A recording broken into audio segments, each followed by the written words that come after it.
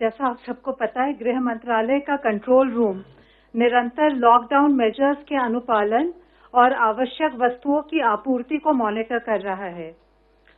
प्रधानमंत्री गरीब कल्याण योजना के अंतर्गत जो अतिरिक्त खाद्यान्न का आवंटन किया गया था, उसके तहत राज्य सरकारों ने लगभग 62 लाख टन गेहूं और चावल भारतीय खाद्य निगम से लिफ्ट कर लिया है। रेलवे ने 13 लाख वैगन से अधिक और 26,972 रेक्स द्वारा एसेंशियल कमोडिटीज की सप्लाई को सुनिश्चित किया है।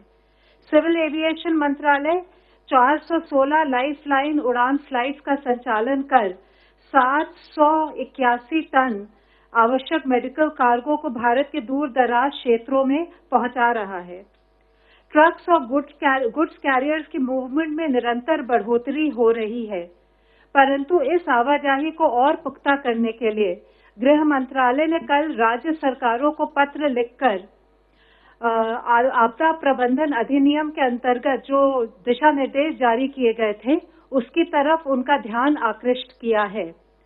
आर्थिक गतिविधियों को और आवश्यक वस्तुओं की समयबद्ध आपूर्ति के लिए ये जरूरी है कि गुड्स ट्रैफिक्स को इंटरस्टेट बॉर्डर्स पर रोका नहीं जाए। दिशा निर्देशों के बावजूद देश के कुछ हिस्सों में ट्रक्स और गुड कैरियर्स की मूवमेंट में समस्या आ रही है। गृह मंत्रालय ने फिर से स्पष्ट किया है कि ट्रक्स और गुड्स कैरियर्स की मूवमेंट के लिए चाहे वह भरे हुए ट्रक्स हों या खाली हों, अलग से पास की आवश्यकता नहीं है।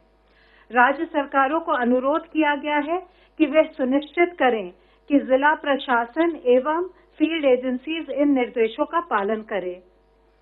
आज गृह मंत्रालय ने आदेश जारी कर उन लोगों की आवाजाही की अनुमति रेल द्वारा भी दी है जो लॉकडाउन की वजह से फंसे हुए हैं, जैसे स्टूडेंट्स, माइग्रेंट लेबर, टूरिस्ट और पिलग्रिम्स। इसके लिए संबंधित राज्य सरकारें एवं रेलवे बोर्ड उचित व्यवस्था करेंगे और सभी हेल्थ प्रोटोकॉल्स का अनुपालन सुनिश्चित करेंगे।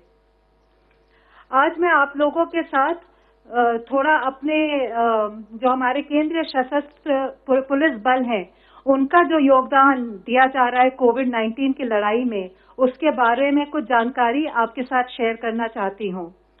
हमारे जो केंद्रीय सशस्त्र पुलिस बल है, जैसे Assam rifles, border security force, central reserve police force, central industrial security force, Indo Tibetan border police, national security guard, सशस्त्र सीमा बल और हमारी NDRF, national disaster response force, ये सभी कोरोना की इस लड़ाई में विशेष योगदान दे रहे हैं और अपने संसाधनों और मैन पावर से लोगों को हर यथासंभव मदद पहुंचाने में 24 घंटे हर 7 दिन लगे हुए हैं। देश के कई भागों में ये बल हॉटस्पॉट एरियाज में लॉकडाउन के अनुपालन के लिए स्थानीय प्रशासन की सहायता कर रहे हैं। इन सभी ने मिलकर देश में अपने 32 अस्पतालों में लगभग 1900 बेड कोविड-19 के पेशेंट्स के लिए संरक्षित किया है। इसके अतिरिक्त इन बलों ने कई क्वारंटाइन सेंटर भी स्थापित किए हैं और जरूरतमंद लोगों के लिए खाद्य सामग्री, सूखा राशन, सैनिटाइजर्स, मास्क इत्यादि का वितरण भी कर रहे हैं। ये बल आम जनता में कोविड-19 से संबंधित जागरूकता भी फैला रहे हैं। इन सब भी बलों ने कोविड पेशेंट्स की मदद के लिए रक्तदान शिविरों का भी आयोजन किया है। इनके फैमिली वेलफेयर और वाइव्स वेलफेयर एसोसिएशंस भी काफी योगदान दे रहे हैं। जैसा आप लोग को पता होगा, सेंट्रल रिजर्व पुलिस फोर्स देश का सबसे बड़ा केंद्रीय सशस्त्र पुलिस बल है। इसके 3 लाख से भी अधिक कर्मी पूरे देश में तैनात हैं। सीआरपीएफ ने दिल्ली से लेकर दंतेवाड़ा तक दूर दराज इलाकों के समुदाय को जरूरतमंद वर्गों की मदद की है। ऐसी ही एक सेवा अभियान में सीआरपीएफ की एक बटालियन ने रायपुर में 1 लाख किलो चावल वितरित किया है। सीआरपीएफ की मददगार नामक राष्ट्रव्यापी हेल्पलाइन भी लोगों की मदद कर रहा है। सीआरपीएफ ने टेलीमेडिसिन की भी सेवा शुरू की है। सशस्त्र सीमा बल भी अनुकरणीय कार्य कर रहा है। इन्होंने भारत की सीमा पर फंसे नेपाली नागरिकों को भी जरूरत की सभी चीजें प्रदान की हैं। जो इनके छुट्टी पर गए कर्मचारी हैं, उन्होंने भी स्थानीय क्षेत्रों में प्रशासन की सहायता की है। सीआईएसएफ के कर्मी भी इस लड़ाई में आगे बढ़कर हिस्सा ले रहे हैं। आप लोगों को याद होगा, इन्होंने एयरपोर्ट हेल्थ ऑर्गेनाइजेशन के साथ मिलकर विदेशों से आए यात्रियों की स्क्रीनिंग और जल्द इमिग्रेशन में सहायता की थी। सीआईएसएफ के जो फायर सर्विस विंग है, उसके सभी 103 यूनिट आसपास के क्षेत्रों में सैनिटाइजेशन में जिला अधिकारियों की मदद कर रहे हैं। बॉर्डर सिक्योरिटी फोर्स ने पूर्वी सीमा पर अंतर्राष्ट्रीय सीमा से लगते 300 से अधिक गांव में न सिर्फ लोगों को आधारभूत जरूरतें मुहैया कराई हैं, बल्कि उनकी चिकित्सा संबंधी सुविधा जो उनको जरूरत है वो भी उपलब्ध करा रहे हैं। पाकिस्तान से लगती हुई 553 किलोमीटर लंबी अंतर्राष्ट्रीय सीमा पर जो किसान अपने खेतों में फसल काटने जा रहे हैं, उनके इक्विपमेंट की सैनिटाइजेशन में भी इन्होंने मदद की है। बीएसएफ ने मेघालय में पशुओं के लिए भी चारा उपलब्ध कराया है। इस प्रकार वो दूर दराज क्षेत्रों में मोबाइल एटीएम की सुविधा भी आम जनता को मुहैया करा रहे हैं।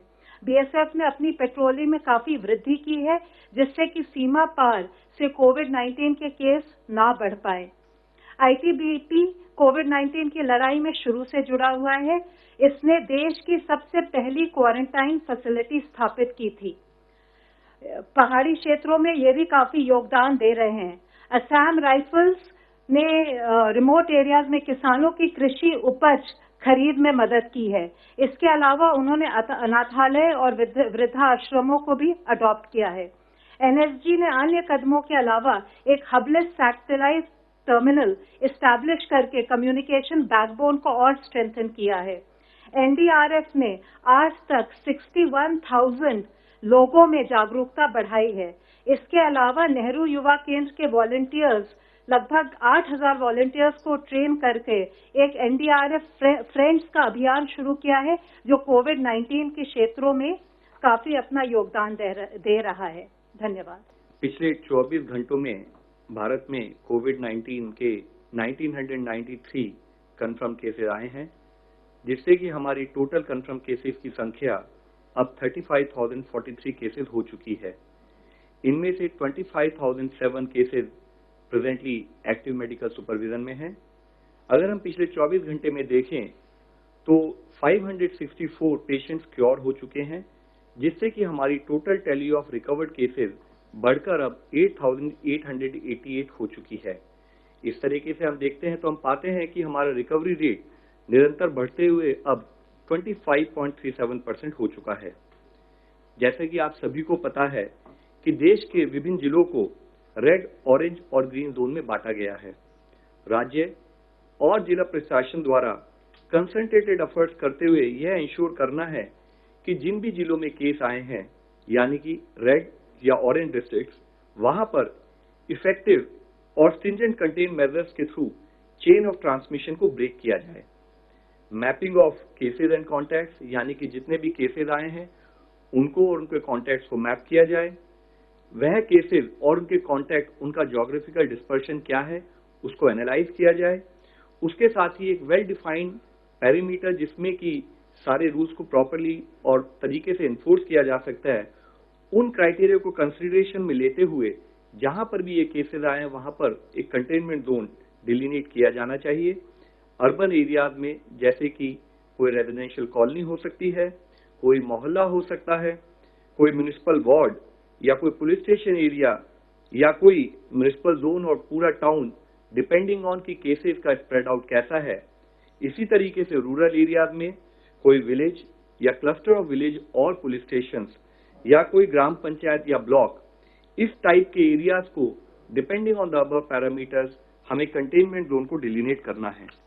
इसके साथ ही इन एरियाज में एक बफर जोन भी डिक्लेयर करनी चाहिए अराउंड द कंटेनमेंट जोन, और कंटेनमेंट जोन में except for essential services and activities, सारी एक्टिविटीज पर प्रोहिबिशन रहे। वहां हमारा मुख्य एफर्ट हो कि एक तरफ हम जब स्ट्रिंजेंट पैरामीटर कंट्रोल कर रहे हैं, दूसरी तरफ स्पेशल टीम्स बनाकर कंटेनमेंट जोन में हाउस टू हाउस सर्वेलेंस की जाए। ये स्पेशल टीम्स सभी केसेस को एक्टिवली सर्च करें उनका फोकस ILI यानी कि इन्फ्लुएंजा लाइक इलनेसेस और सारी यानी कि सीवियर एक्यूट रेस्पिरेटरी सिंड्रोम के केसेस को डिटेक्ट करने में लगे। सभी केसेस जो पाए जाएं उन पर टेस्टिंग क्राइटेरिया के तहत सैंपलिंग उनकी की जाए, सारे कॉन्टैक्ट ट्रेस किए जाएं और उसी के साथ ही जितने भी पॉजिटिव केसेस पाए जाएं उनका प्रॉपर प्रोटोकॉल के हिसाब से क्लिनिकल मैनेजमेंट कर फेटालिटी को कम से कम करके उन पेशेंट्स को रिकवर कराया जाए। इसी तरीके से हमारे एफर्ट्स होने चाहिए कि हम एक्सटेंसिव सर्विलेंस करें ILI और सारी केसेस की बफर जोन में in all the health facilities, ताकि ओवरऑल कोऑर्डिनेट एफर्ट्स के थ्रू हम ब्रेक कर पाए चेन ऑफ ट्रांसमिशन को। आज जब कोविड-19 पेंडेमिक से हम डील कर रहे हैं तो हम लोग लाइफ की नई रियलिटीज को भी फेस कर रहे हैं। एज पीपल से कि we are going to see a new normal, हमें जरूरत है कि हम सावधान रहें, जागरूक रहें और हर तरीके से सतर्क रहें। कंटेनमेंट जोन के बाहर भी सरकार के द्वारा दिए हुए सभी दिशा निर्देशों का पालन करना अति आवश्यक है। हमें कॉन्शियस एफर्ट्स करने हैं कि जब हम लोगों के साथ कॉन्टैक्ट में रहें तो डायरेक्ट और कन्फाइंड कॉन्टैक्ट से फिजिकल डिस्टेंसिंग के नॉर्म्स को पालन करते हुए हम लोगों से मिलें और उसके हिसाब से अपना दिनचर्या प्लान करें। किसी भी एरिया में कंजेशन से बचने के लिए स्टैगर्ड टाइमिंग जैसे कॉन्सेप्ट्स को फॉलो करें। हैंड्स को अपने washing hands with soap, water या सैनिटाइजर का उपयोग, इसके थ्रू हम हैंड हाइजीन को प्रमोट करें। जो भी फ्रीक्वेंटली टच सर्विसेज हो सकती हैं जैसे कि टेबल टॉप्स, चेयर के handles, keyboards, mouse pad etcetera, उनको नियमित रूप से डिसइंफेक्ट और साफ करते रहें और सभी लोग मास्क या फेस कवर एज अप्रोप्रिएट उसका इस्तेमाल करें। हमें यह समझना चाहिए कि मास्क पहनने वाला व्यक्ति बीमार व्यक्ति नहीं है। मास्क पहनने वाला व्यक्ति वह व्यक्ति है जो अपने समाज के अपनी रेस्पॉन्सिबिलिटी को समझता है और विचारशील है।